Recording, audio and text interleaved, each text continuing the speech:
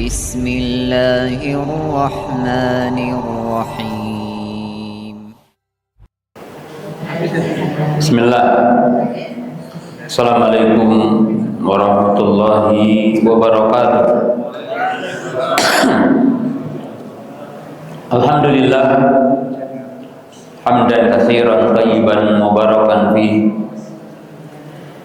kama yuhibbu rabbuna wa yarda. Asyhadu an la ilaha illallah wahdahu la syarika lah wa asyhadu anna Muhammadan abduhu wa rasuluh. Wassalatu wassalamu ala Rasulillah wa ala alihi wa ashabihi wa man tabi'ahum bi ihsanin ila yaumiddin, amma ba'du.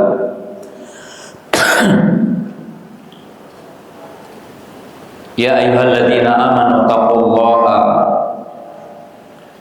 haqqa tuqatih wa la tamutunna illa wa antum muslimun.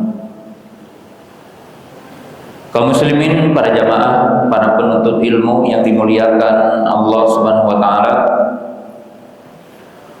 pemirsa MGI TV dan para pendengar radio Ridul Jannah di mana saya berada, pada kesempatan sore hari ini kita dapat berjumpa kembali di kajian pekanan dalam pembahasan kitab Tauhid Syekh Muhammad bin Abdul Wahhab rahimahullah taala, dan kita sedang membahas bab Fadlul Tauhid, hadis Ubadah bin Samit, dan baru satu kalimat yang kita jelaskan, yaitu kata-kata man syahida alla ilaha illallah wahdahu la syarikalah. Nah, sekarang kita akan masuk ke kalimat yang kedua.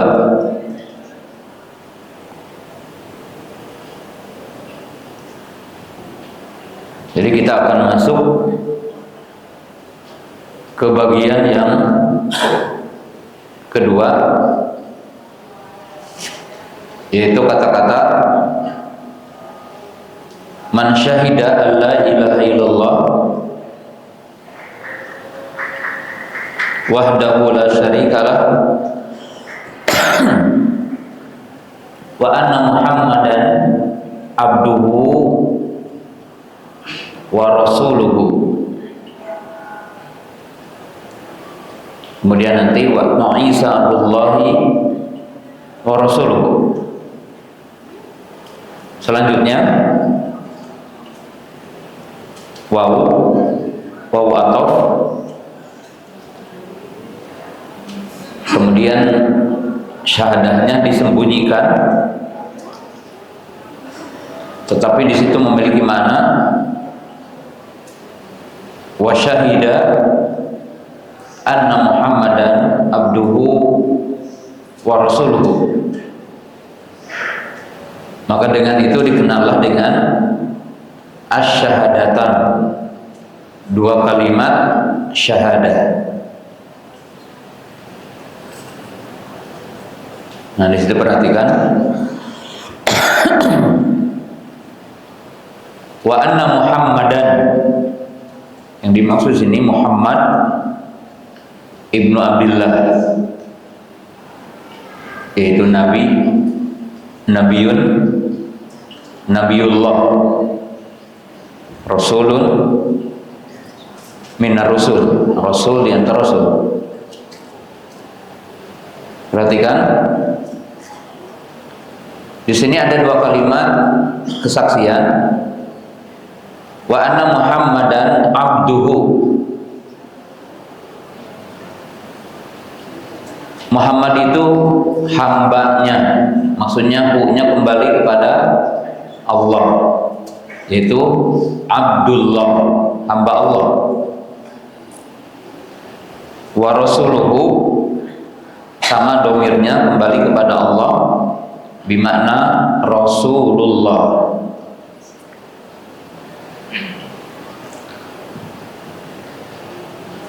Pada kesaksian yang kedua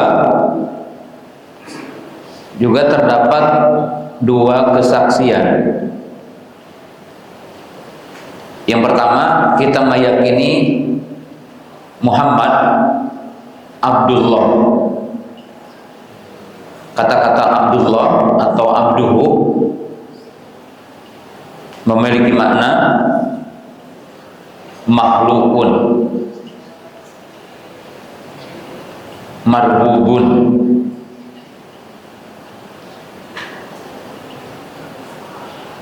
Laisa lahu min khasa'is rububiyah, laisa lahu min khasa'is al-uluhiyah.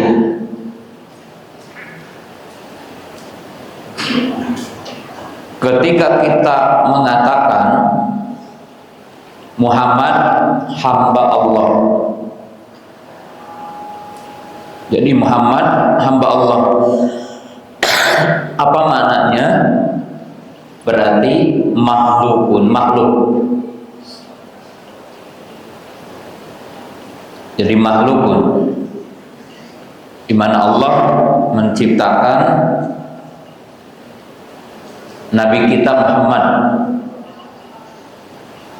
kemudian dikatakan basyarun mislukum.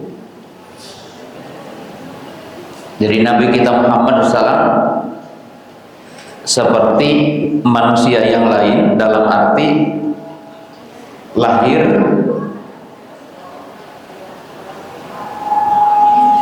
melalui proses yang sama, di mana Allah menciptakan kedua hambanya, yaitu bapaknya Rasul Abdullah dan ibunya Rasul siapa? Aminah. Kemudian kedua hamba itu menikah dan kedua hamba itu berjima, keluarlah yang dinamakan dengan nutfah. Kemudian Allah memprosesnya,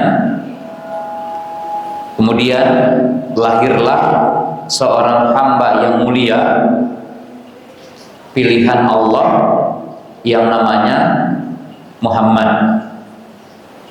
Itu artinya makhlukun, basyarun mislukum. Yang sudah barang tentu Allah sempurnakan juga penciptaannya, baik secara fisik, kemudian Allah sempurnakan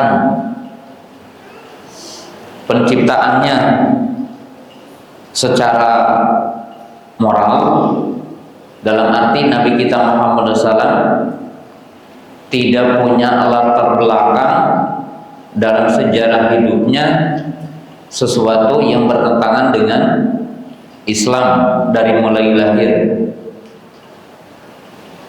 Jadi sejak awal memiliki sifat baik, jujur, amanah. Bahkan Nabi kita Muhammad SAW juga dijaga dari sisi kehanifannya, dalam arti dari sisi mentauhidkan Allah, di mana Nabi kita Muhammad SAW tidak sempat menjadi penyembah berhala, sehingga beliau bertahanus di Gua Hira, yang dengan sebabnya beliau mendapatkan wahyu. Hanya belum diwahyukan kepadanya perincian iman sampai beliau berumur 40 tahun, diwahyukan kepadanya wahyu, diperintahkan kepadanya untuk berdakwah setelah itu. Kemudian abdun, bimana marbub, bahwa Nabi kita Muhammad SAW marbub dalam arti Allah penciptanya, Allah pemiliknya, Allah pengaturnya, yang memiliki makna bahwa Nabi kita tidak memiliki sifat rububiyah. Jadi Nabi kita tidak memiliki sifat rububiyah, tapi beliau abdun, hamba marbub. Maka dengan itu dikatakan abdun fala yu'bad. Kalau Nabi kita sebagai hamba, maka tidak disembah.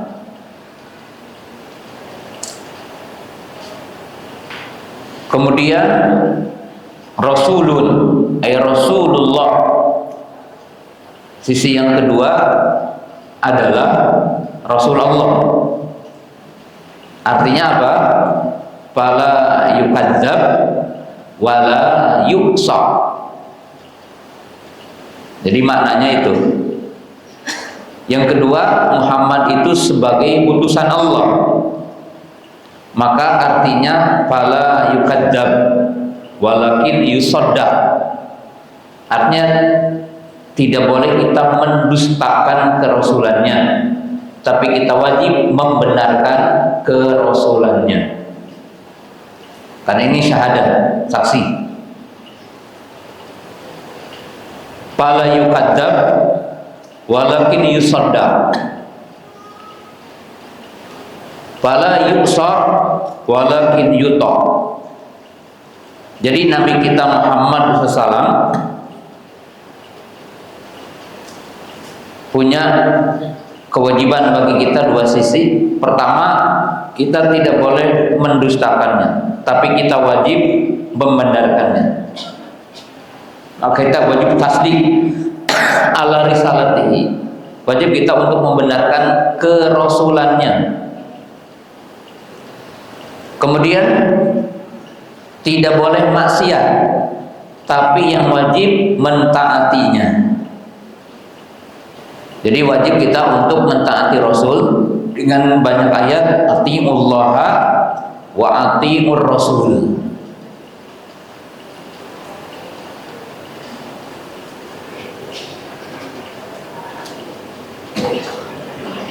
Nah, ini dua syahadat.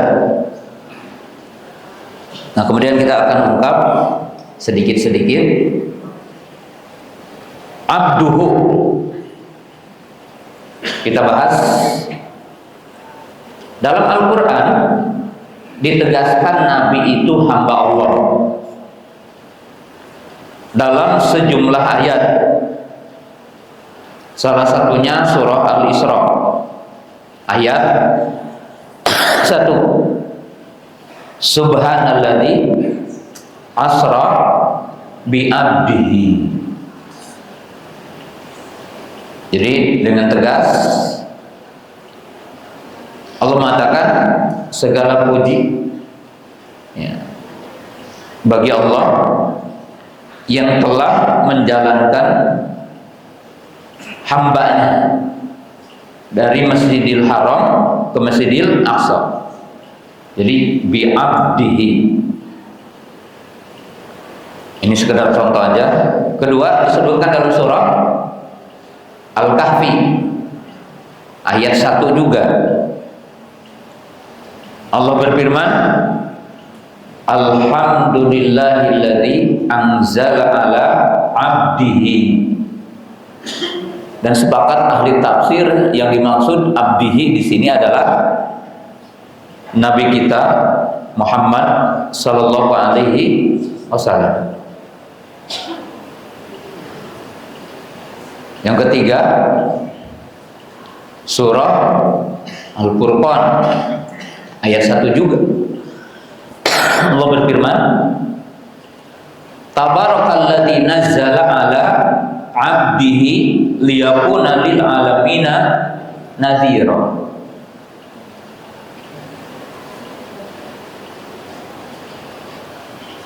Jadi Maha Suci dan yang telah menurunkan Al-Furqan yaitu Quran kepada hambanya supaya dijadikan Quran itu peringatan bagi penghuni atau bagi ya, yang dimaksud alamin di sini lebih khususnya adalah sakilain, yaitu dua makhluk. Siapa? manusia dan jin. Walaupun alam mengandung makna yang luas, tapi dalam makna ayat ini lebih spesifik, karena terkadang yang umum dimaksud khusus dalam Quran. Yang dimaksud adalah jin dan manusia.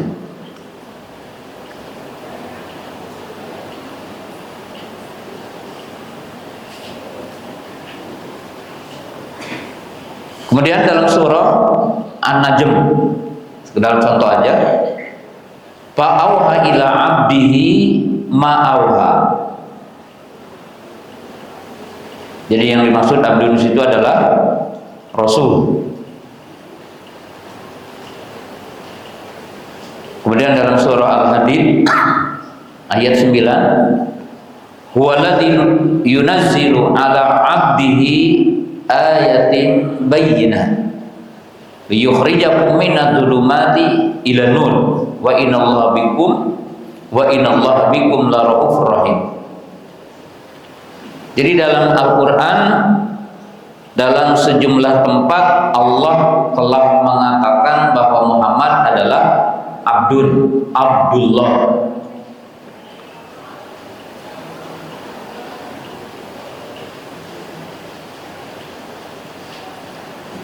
Kemudian para ulama mengatakan a'la darajatil abdi darajatul ubudiyah.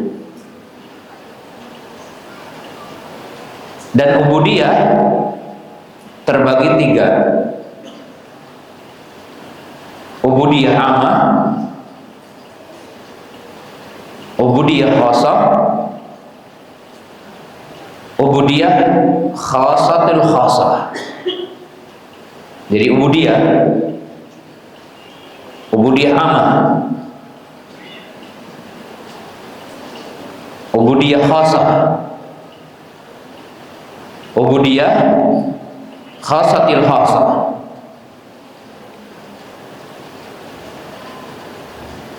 Ubudiyah amma yang dimaksud adalah khudu'u jami'il makhluqat ala amrillahi al-kauni. Yang dimaksud ubudiyah umum, tunduknya seluruh makhluk, yaitu makhluk Allah, kepada Allah secara perintah kauni yang dinamakan dengan irodah kauniyah, di mana seluruh makhluk Allah tidak ada yang bisa keluar dari ketetapan Allah. Maka juga dikatakan istislamul amal, walahu aslama man fis samawati wa man fil ardi taw'an wa karha. Yang kedua adalah ubudiyah khasah, wa hiya ubudiyatul ta'ah, wa hiya al-khudu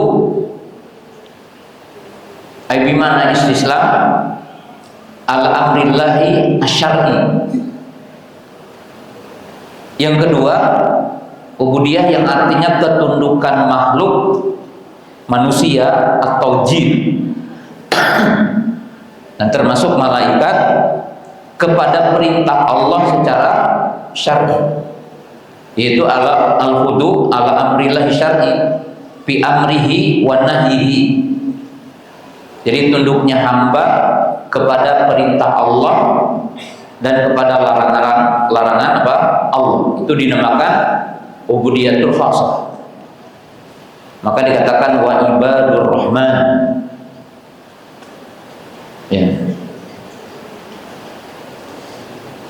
Yang ketiga, ubudiyatul khasatil khasah, yaitu ubudiyah al-anbiya, yaitu ketundukan para nabi, para rasul, yang mereka memiliki ketundukan yang sempurna beda dengan kita, maka dinamakan khasatil khasah.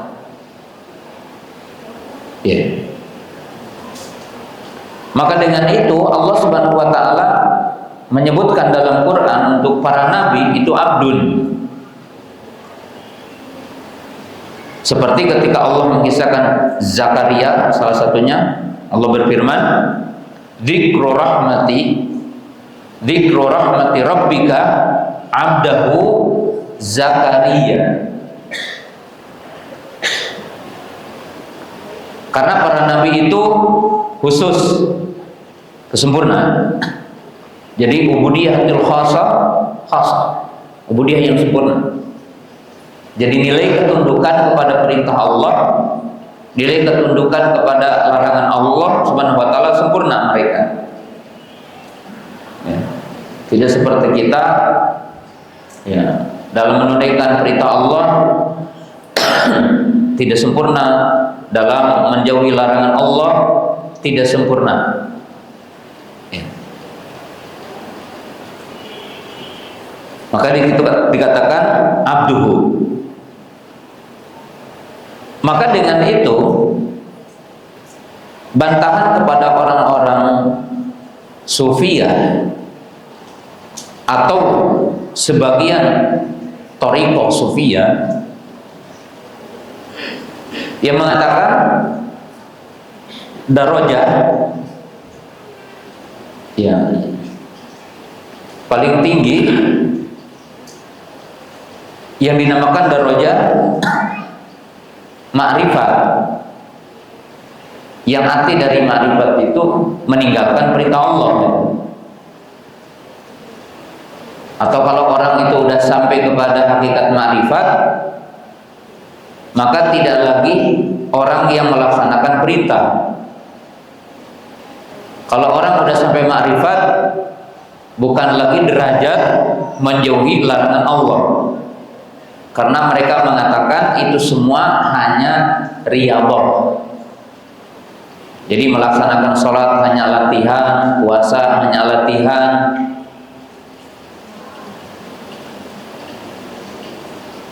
Maka dibantah dengan semua ayat-ayat tadi. Maka Nabi SAW mengatakan, afala akunu abdan syakura. Di surah Al-Hijr ayat terakhir, yaitu ayat ke-99, Allah berfirman, wa'bud rabbaka hatta ya'tiyakal yaqinu. Al-yaqinu bukan seperti dipahami oleh orang Sufiyah yang menyimpang. Tapi yang dimaksud dengan al-yaqin ay al-maut, kematian. Dan Allah telah menyebutkan wa ibadur rahman, semuanya. Maka ini adalah darajat ubudiyah, mulia. Oleh sebab itu para ulama mengatakan ad-dinu sanfar. Ad-dinu sanfar. Agama ini ada dua dimensi besar. Yaitu apa? Nisfuhul ibadah wa nisfuhul isti'anah. Jadi nisfuhul ibadah wa nisfuhul isti'anah. Liqouli ta'ala iyyaka na'budu wa iyyaka nasta'in. Di mana iyyaka na'budu wa iyyaka nasta'in ada dalam umul kitab, ada dalam umul Quran, ada dalam Fatihatil Kitab, yang adanya di tengah-tengah, di antara kita memuji Allah, di antara kita meminta kepada Allah. Maka dikatakan dalam hadis, qasantu as-salata qismain, qismun li wa qismun li abdi. Fa idza qala al-abdu bismillah, fa idza qala al-abdu alhamdulillahi rabbil alamin faqad hamadani abdi. Wa idza qala abdi ar-rahmanur rahim faqad asna alayya abdi. Wa idza qala al-abdu malik yaumiddin faqad majadani abdi. Tidak disebutkan tengahnya. Wa idza qala al-abdu Ihdinas siratal mustaqim siratal ladzina an'amta 'alaihim ghairil maghdubi 'alaihim waladdallin faqad sa'alani 'abdi wali 'abdi mas'al. Maka dikatakan Islam itu dibangun di atas sebuah pondasi. Setengahnya ibadah, setengahnya apa? Isti'anah.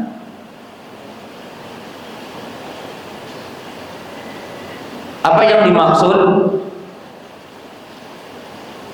Setiap orang yang beribadah kepada Allah wajib untuk beribadah dengan isti'anah kepada Allah. Kenapa? Karena al-insan al-abdu marbub. Kenapa? Karena manusia itu marbub, makhluk yang berada di tangan Allah. Yuqallibu mayyasha, yani yuqallibu qalbal insan mayyasha, di mana Allah Ta'ala membolak-balikan hambanya. Maka ibadah selalu dengan isti'anah. Ya. Maka dianjurkan bismillah. Mau makan bismillah, mau minum bismillah, mau nulis bismillah, mau menyembelih bismillah, keluar rumah bismillah, tawakkaltu 'alallahi la haula wala quwata illa billah. Mau sholat jawab dulu hayya 'alas sholat, la haula wala quwata illa billah. Maka setengahnya isti'anah, meminta pertolongan kepada Allah. Menunjukkan apa? Menunjukkan irodah kita ada dalam irodah, artinya di bawah irodah Allah. Kudrah kita berada di bawah kudrah Allah. Masyiah kita berada di bawah masyiah Allah. Maka wajib isti'anah, wajib meminta pertolongan kepada Allah. Ya. Nah, di situ abduhu, hamba. Fala yubad, jangan disembah nabi itu. Karena nabi tidak memiliki kekhususan dari rububiyah. Nah, dengan itulah nabi ya disebutkan di dalam ayat Al-Qur'an dalam surah Jin. Apa ayatnya? Qul inni la amliku lakum darra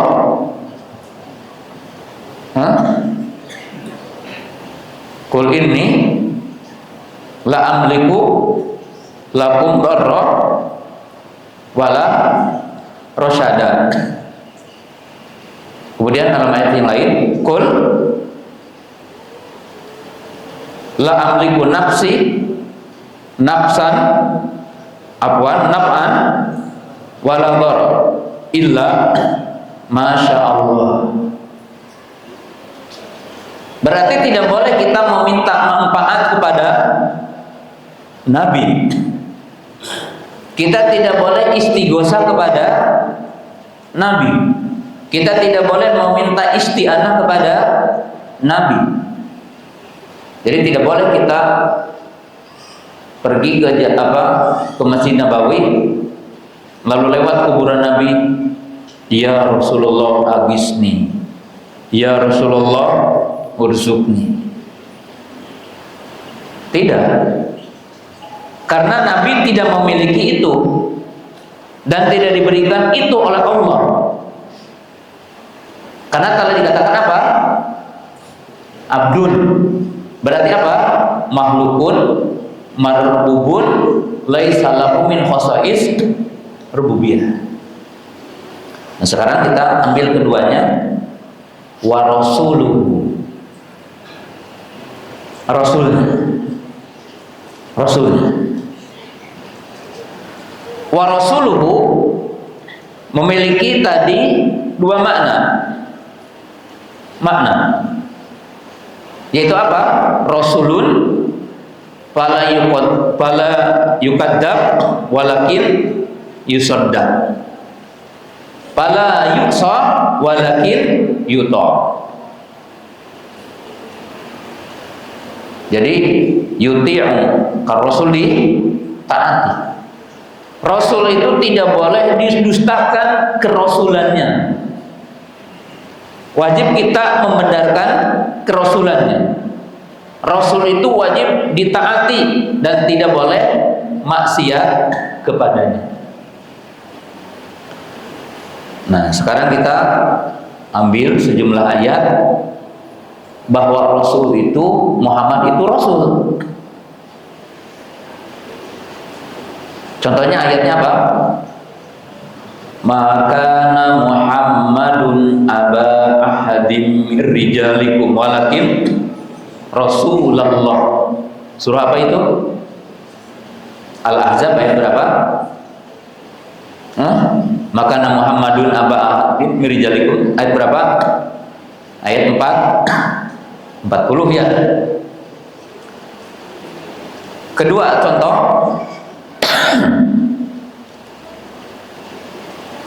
ini yang mungkin tegas ya. Karena Rasul membuat proklamir, dikatakan dan diperintah proklamir. Apa ayatnya? Surah Al-A'raf. Qul ya ayyuhan nas inni rasulullahi ilaikum jami'an. Lamun cek orang Sunda mah paling ngencreng, ayat yang paling tegas bahwa Rasul dalam Al-Quran diperintah Allah untuk memproklamirkan. Qul, katakan wahai Muhammad. Disuruh apa? Menyeru manusia. Ya ayuhan nas, wahai manusia, inni rasulullahi ilaikum jami'an. Maka Muhammad itu bukan Rasul bangsa Arab, tapi untuk semua manusia. Ya tinggal tanya saja, antum manusia bukan?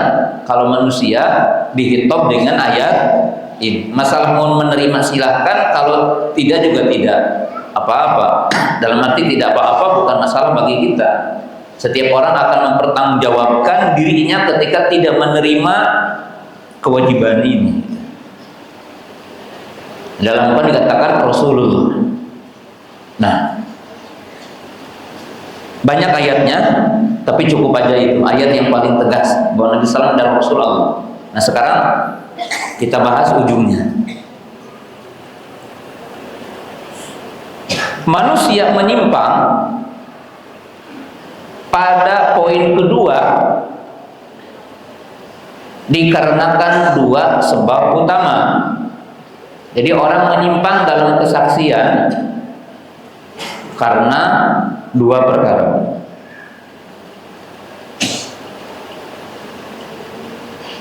Yang pertama, al-bulu.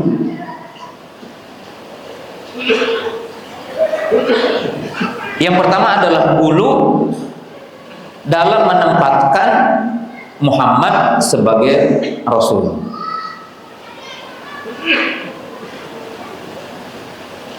Ya, jadi bulu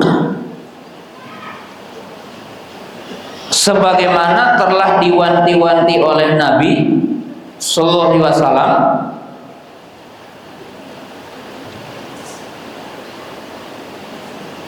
belum mengatakan apa?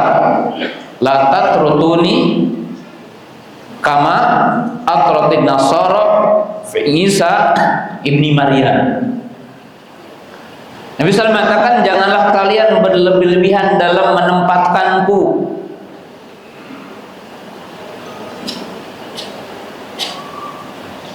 sebagaimana orang-orang Nasara telah berlebih-lebihan dalam menempatkan kedudukan Isa menjadi Ibnullah, menjadi salisu salasa, bulu mereka. Umat Islam dilarang. Dan Nabi SAW mengatakan la taj'alni qabri aida. Janganlah kalian menjadikan kuburanku sebagai tempat hari raya, hukum asalnya gitu, tapi yang dimaksud didatangi dalam arti bukan ziarah kubur di situ. Yang dimaksud seperti kondisinya kaum Nabi Nuh yang menjadikan penghuni kubur sebagai tempat untuk diibadahi. Itu yang dilarang. Kalau kita ziarah kubur dianjurkan, tapi ziarah kubur yang syar'i. Ziarah kubur yang syar'i. Nah, yang kedua, atau mukhalafah Rasul. Bagaimana apa dosa atau menyimpang pada poin keduanya? Para ulama menyimpang tentang kenabian atau pada poin yang keduanya ini, yaitu wa rasuluhu, maka itu ada dua, yaitu apa? Maksiyatuhu bi mukhalafati amrihi, yaitu maksiat kepadanya dengan menyelisihi urusannya, perintahnya. Yang kedua, al-ibtida fi dinihi. Yang kedua, berbuat bid'ah dalam agamanya. Artinya membuat perkara yang baru yang dinisbatkan kepada agamanya. Maka ini mencacati syahadat yang kedua. Jadi syahadat Muhammad ini bisa cacat dengan dua perkara. Pertama, ketika orang menempatkan Rasul sebagai Rasul, tapi dulu mendapatkan kedudukannya sampai ke derajat uluhiyah, sampai kepada derajat rububiyah. Ada yang mengatakan Muhammad itu diciptakan sebelum alam semesta, seperti Nur Muhammad gitu. Ya, Muhammad itu punya cahaya. Kalau yang dimaksud membawa cahaya adalah hidayah, iya. Tapi kalau digambarkan bahwa Nabi kita Muhammad SAW adalah membawa cahaya seperti matahari, bulan, bintang, kan itu tidak benar. Karena Aisyah radhiyallahu taala anha mengatakan, satu ketika baginda Rasul tidur di rumahku, dan di saat itu tidak ada lampu, kata Aisyah, maka aku mencari Rasul, dicari. Tiba-tiba ketemu. Jadi ketemunya gimana? Terpegang kedua tumitnya, sedang sujud. Dijadikan dalil kalau sujud kakinya rapat karena kepegang dua-duanya. Dikatakan pokitu lailatan an Rasulillahi sallallahu alaihi wasallam, faltamastu fawaqtu yadi ala batni qadamaihi. Itu redaksi hadisnya. Suatu ketika aku kehilangan baginda Nabi SAW, lalu aku mencarinya, maka tiba-tiba tanganku mendapatkan kedua tumitnya sedang sujud. Kalau ada cahaya, Aisyah tidak nyari-nyari. Maka di situ dikatakan kadzab, pendusta. Bahkan ada orang-orang yang meyakini wali atau habib, habaib, katanya Isra setiap hari 70 kali. Rasul saja seumur hidupnya cuma sekali. Maka itu hurufat-hurufatnya, ilusi-ilusi yang diceritakan, ya.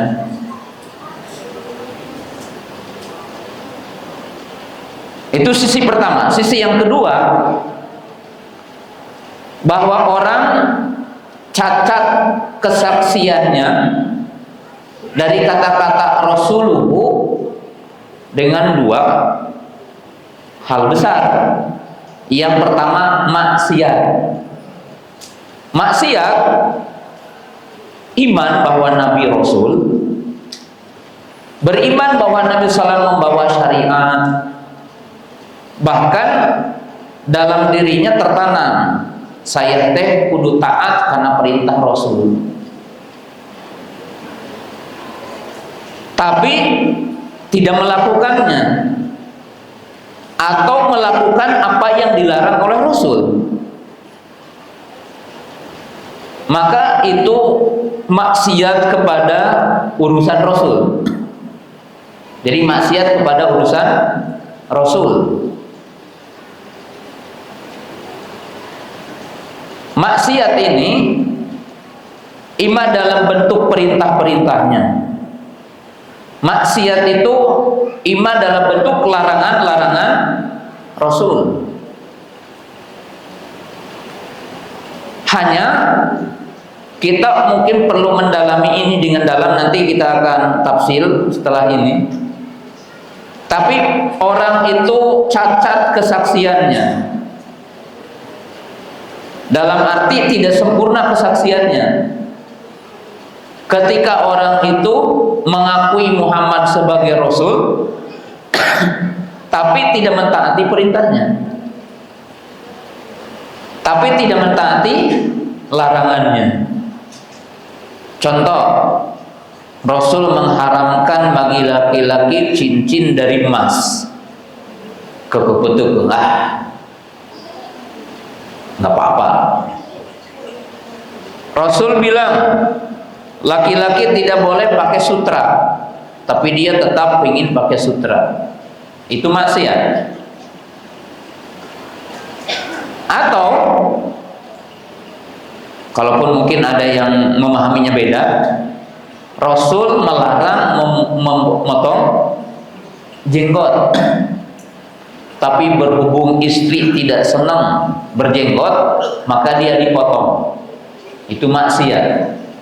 Demi cinta aku kepadamu, maka dipotong jenggot. Itu maksiat. Maksiat. Rasul melarang menjual buah yang masih ditangkai, yang pentilnya. Dilarang.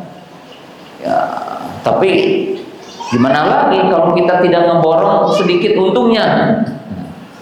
Akhirnya ke daerah-daerah mencari putih anu penulna kene diborong, penulna kene diborong. Durian, katarak, apa itu? Kalau kemang putih, udah apa? Pentil. Kemudian manggis dibeli, masih apa? Penting. Ada hadisnya, Nabi Sallam an baini samri qabla budu solahiha. Nabi Sallam melarang membeli buah yang masih ditangkai, yang masih pentil, kecuali udah matang. Tapi enjoy aja. Ini maksiat, namanya maksiat, karena dilarang. Ya. Yang kedua, yang sesungguhnya lebih dahsyat dari yang pertama, yaitu al-ibtida, membuat perkara yang baru yang dinisbatkan kepada Rasul. yaitu perkara-perkara yang tidak diajarkan oleh Rasul, perkara-perkara yang tidak dilakukan oleh Rasul Sallallahu Alaihi Wasallam dalam urusan agama, kemudian dia menisbatkan itu adalah agama, maka berarti cacat syahadatnya. Jadi cacat apa? Syahadatnya. Ya. Hanya dalam bentuk kaidah umum, bukan satuannya, ya, bukan satuannya. Ahlul ibtida atau ahlul bidah adarru min ahlil ma'asi. Tapi jangan ditatbikan kepada semua satuannya, ya. Dan tentunya ahlus sunnah juga tidak demikian. Secara kaidah umum bahwa pelaku-pelaku bid'ah itu lebih berbahaya ketimbang pelaku maksiat. Kenapa pelaku bid'ah, orang yang membuat perkara yang baru dalam agama dan dinisbatkan kepada agama, itu dianggap lebih berbahaya dari pelaku maksiat?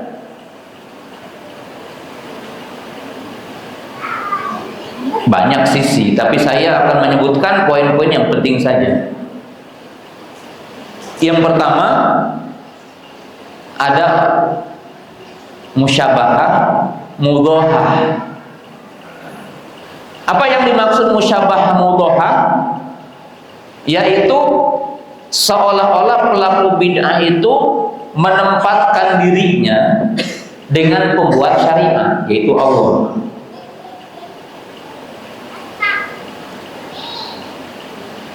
Jadi orang yang membuat bid'ah itu membuat amalan ibadah yang tidak diajarkan oleh Nabi SAW, kemudian dia menisbatkan dan mengajak manusia untuk melakukannya, itu menyerupai dirinya dengan Allah. Walaupun tidak berarti dikatakan musyrik atau dikatakan kafir sekaligus, enggak memang. Tetapi memiliki makna itu. Karena hak membuat syariat, hak siapa? Hak Allah. Apa ayatnya? Apa? Inil hukmu illa lillah. Karena yang memiliki hukum hanya Allah. Hak prerogatif untuk membuat syariat hanya apa? Allah. Jika manusia membuat syariat dalam arti syariat peraturan di alam semesta ini, maka dibolehkan syariat, dibolehkan, ya, ya dalam arti peraturan syariat, bukan syariat dalam arti untuk takorup. Seperti umpamanya sekolah ada aturannya, lalu lintas ada aturannya, ada kaidahnya. Pertama, tidak bertentangan dengan nas. Yang kedua, mengandung maslahat. Yang ketiga, tidak mengandung madarat. Yang keempat, bernilai keadilan. Itu ada kaidah umumnya. Hukum mungkin yang diatur seperti hukum perdagangan, hukum penggunaan apa, kan di Indonesia ada peraturannya, areal hijau umpamanya. Walaupun udah dibikin aturan, dilanggar oleh apa? Pembuat aturan, makanya banyak banjir. Itu yang pertama. Jadi orang yang berbuat bid'ah dikatakan lebih berbahaya dari pelaku maksiat, karena orang yang membuat bid'ah, membuat syariat, dirinya menyetarakan atau seolah-olah menyetarakan dengan Allah. Yang kedua, ta'nun fillah wa ta'nun fi dinillah wa ta'nun fi rasulillah. Mengandung, bukan langsung mencacati. Kalau langsung mencacati kan kafir. Yang kedua, pelaku bid'ah ini memiliki indikator mencacati Allah. Kenapa? Karena menyangka bahwa Allah tidak menyempurnakan syariatnya sehingga perlu membuat lagi syariat yang dibuat oleh kita. Padahal Allah dikatakan alaihissallahu, apa ayatnya?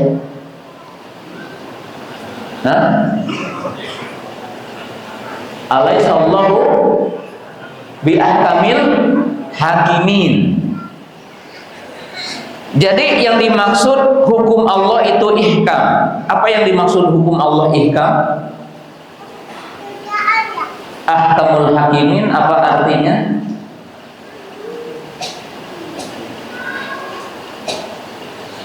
Ahkamul hakimin yang pertama telah meliputi seluruh kebutuhan hambanya.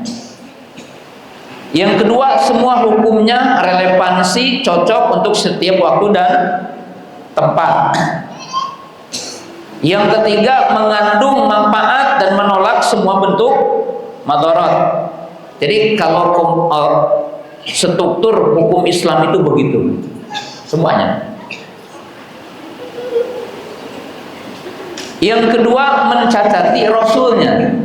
Kenapa dikatakan orang yang membuat bidah mencacati Rasulnya? Karena menganggap bahwa Rasul tidak tahu apa yang kita tahu. Menganggap Rasul tidak tahu yang baik apa yang kita anggap baik hari ini.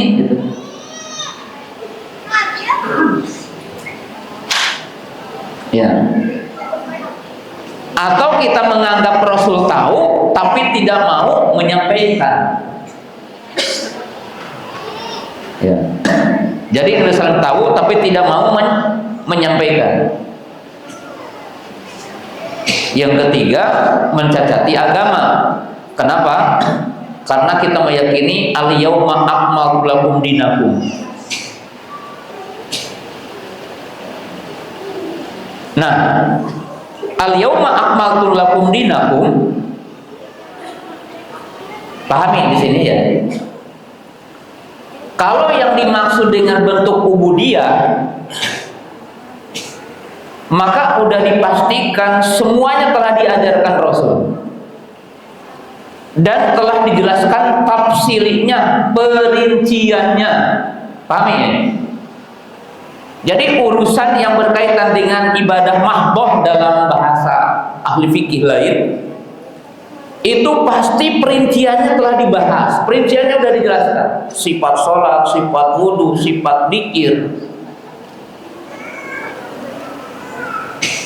Tapi yang berkaitan dengan umur dunia, dalam arti umur dunia ini, yang isinya masalihul ibad, maka Quran datang dengan kaidah amah, datang dengan kaidah umum. Contoh, jual beli tidak dirinci gitu ya, yang namanya jual beli. Tapi kaidah umumnya ada untuk menciptakan maslahat dan madarat. Kaidah kita bernegara, kaidah kita mengurus negara, kaidah umumnya telah ada. Walaupun perinciannya tidak disebutkan, karena makomnya makom istihad. Makomnya untuk apa? Beristihad. Karena urusan dunia ini ya tajaddad, qabul atau goyur, artinya ada baru berubah. Sistem jual beli, sistem kehidupan berubah. Tapi orang beriman, ulama-ulama Islam beristimbat dari semua dimensi Al-Quran untuk menjawab semua tantangan. Maka dikatakan dalam surah Al-Isra ayat 9, inna hadzal qur'ana yahdi lillati hiya aqwam.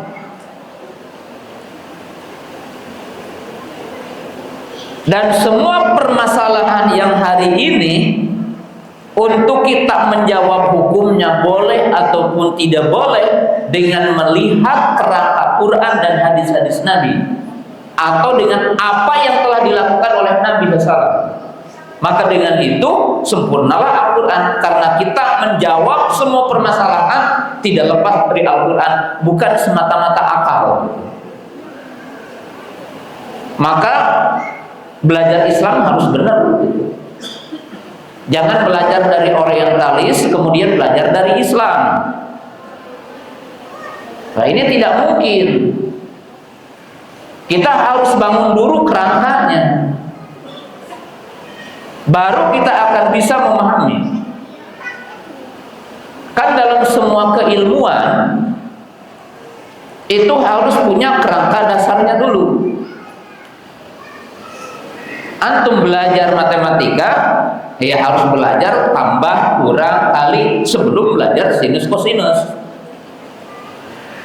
Mal aya jelema jojol bisa sinus kosinus selama tadi ajar literasi awal tambah kurang. Enggak mungkin orang tiba-tiba mampu mencerna sesuatu yang tidak bisa dibaca. Apa mungkin ada tiba-tiba ada orang yang pinter beristimbat, pinter mengambil kesimpulan tanpa bisa membaca bahasa Arab? Nggak mungkin. Maka semua orang, para kiai, para ustadz, belajari dulu kerangka Islamnya. Kerangka yang dimaksud memahami ayat Quran, memahami hadis, kerangkanya dipelajari dulu. Yang tidak punya kerangka itu hanya dibolehkan memberi nasihat dan tidak dibolehkan untuk menetapkan hukum. Jadi seluruh para penceramah terkenal umpamanya jadi penceramah lewat audisi yang ada di televisi-televisi. Ini catat dengan tinta emas ya. Kalau ada orang terkenal dan menjadi penceramah diundang ke sana kemari, dan dia terkenal karena YouTuber atau dia dapat ya legalisasi dari banyak orang karena menang kompetisi audisi, apa yang dipelajari oleh orang itu hanya belajar public speaking. Kalau dia tidak memiliki kerangka bahasa Arab, kerangka usul fikih, kerangka mustalah hadis, kerangka ilmu ilmu tafsir, dia hanya dipersilahkan untuk memberi nasihat dan jangan pernah mau membuka pertanyaan, karena tidak layak. Tidak layak. Tidak layak. Jadi kalau ada orang yang mengatakan al-yauma akmaltu lakum dinakum, dikatakan agama tidak sempurna,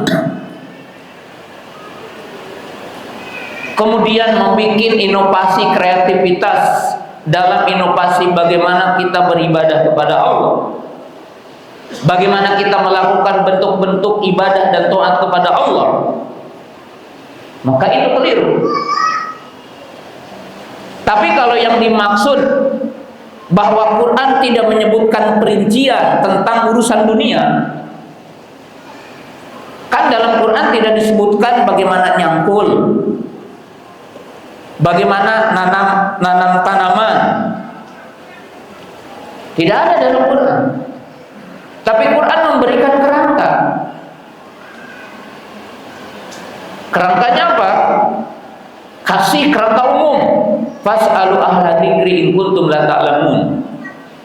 Karena sejumlah manusia diberikan oleh Allah Ta'ala berupa fitrah, bakat untuk bisa mengelola bumi ini, dan diberikan kaidahnya apa? La dirara wa la dirar. Sok tanam bumi ini selama tidak memadaratkan. Itu kan kaidahnya. Berarti Al-Quran memberikan jawaban semuanya. Kalau masalah antum atau saya atau siapa saja tidak bisa menjawab problematika dunia dengan Quran, itu karena kesempitannya dia beristimbat tentang isi Al-Quran. Bukan Quran tidak sempurna. Karena Quran memberikan kaidah dalam semua. Jadi memberikan kaidah umum. Hanya kita keterbatasan kemampuan untuk beristihad terhadap isi Al-Quran dan Sunnah. Maka dengan itu, pengarang buku tentang apa itu? Pengarang buku tentang ulumul Quran, Manaul Qoton, itu menyebutkan salah satu faedahnya. Kenapa Quran itu tadaruj? Artinya apa? Berangsur. Kemudian dikaitkan dengan asbabun nuzul, al-waqa'i, kejadian-kejadian. Dibuatlah kaidah umum. Apa kaidahnya? Al-ibratu bi umumil lafzi la bi khususi sabab. Jadi kalau kita akan menghukumi perkara yang baru, bercermin kepada perkara yang lama. Kalau tidak ada dalam perkara yang lama plus seperti itu, maka ambillah dengan kaidah umumnya dari lafaz Qur'annya. Paham nggak? Jadi orang tahu kejadian masa lalu, kemudian dikondisikan dengan masa sekarang. Contohlah, walaupun ini ada fikih berbeda. Bolehkah kita sholat goib? Jadi bolehkah kita sholat goib? Jenazah sholat goib. Jadinya tidak ada di kita. Ini kerangka berpikir, walaupun ini hilaf ya, tapi saya memberikan cara berpikir, kerangkanya. Pahami dulu. Sepakat sholat jenazah fardu kifayah. Satu dulu, yaitu kerangkanya. Iya. Berarti hukum asal, kalau ada yang mensolatkan, yang lainnya tidak dituntut untuk apa? Sholat. Karena sholat jenazah hukumnya apa? Fardu kifayah. Satu. Yang kedua, ada kisah bahwa Nabi pernah sholat goib. Untuk siapa? Najasyi. Diteliti, kenapa Najasyi disolati oleh Nabi? Asbabul wurud, kalau dalam hadis ditelaah, beliau berada di negeri kafir yang tidak ada yang menyolatkannya. Maka diambillah kesimpulan, dianjurkan sholat gaib apabila seseorang wafat tidak ada yang menyolatkan di tempatnya. Berarti apa? Syariat. Oh ini. Maka dijadikanlah satu kaidah umum. Semua jenazah yang tidak ada yang menyolatkan, maka boleh disolatkan dari tempat jauh. Kejadiannya apa? Banyak. Bisa yang meninggal dunia di tempat negeri kafir yang tidak menyolatkan, bisa karena kecelakaan di atas pesawat, bisa kecelakaan di laut, bisa kecelakaan diterkam serigala, maka boleh sholat apa? Jenazah. Dari hukum khusus yang sama menjadi hukum yang umum yang tidak sama ceritanya. Itu namanya istimbat. Berarti apa? Semua masalah yang kita hadapi, para ulama telah memberikan kaidah bagaimana beristimbat.